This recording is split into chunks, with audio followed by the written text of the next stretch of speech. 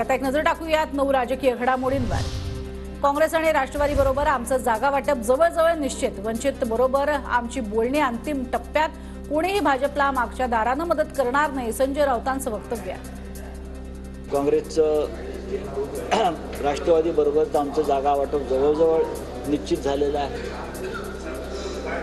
वंचित बहुजन आघाडी बरोबर ती चर्चा अंतिम टप्प्यात आहे। ज्या वेळेला कोणीही मागच्या दारानं भारतीय जनता पक्षाला मदत करण्याचा प्रयत्न करणार नाही। निवडणुका घ्यायला भाजपवाले का घाबरतात? बॅलेट पेपरवरती निवडणूक झाली तर भाजप ग्रामपंचायतही जिंकणार नाही, राऊतांचा भाजपवर घणाघात।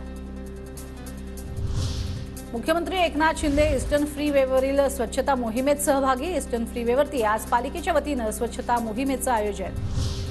आमच्या स्वच्छता अभियानानं काहींना पोटदुखी, विरोधकांना डीप क्लीन स्वीप होण्याची भीती। मुख्यमंत्री शिंदेंचा विरोधकांना टोला। आमचं सरकार घरात बसून आदेश देणार नाही, 2.5 वर्षाची घाण आम्ही साफ करतोय। मुख्यमंत्री शिंदेंचा ठाकरेंवर निशाणा। मुख्यमंत्री शिंदेंचा आजपासून शिवसंकल्प अभियान। मावळ आणि राजगुरुनगरमध्ये शिंदेंची आज सभा। मावळमध्ये खासदार बारणे तर राजगुरुनगरमध्ये आढळराव पाटलांसाठी सभा। शिंदेंचं शिवसंकल्प अभियान म्हणजे रस्सीखेच। मुख्यमंत्री शिंदेंच्या शिवसंकल्प अभियानावरती अमोल कोल्हेंची टीका। सरकारला काही घेणं देणं आहे का हा प्रश्न आधी मनात निर्माण होतोय, कारण जागा वाटपासाठीच महायुतीतले हे जे 3 घटक आहेत, हे 3 घटक एकमेकांमध्ये यांचीच रस्सीखेच सुरू आहे। आणि मला वाटतं आजचं शिवसंकल्प अभियान या ही जी रस्सीखेच सुरू आहे त्याचाच एक भाग आहे।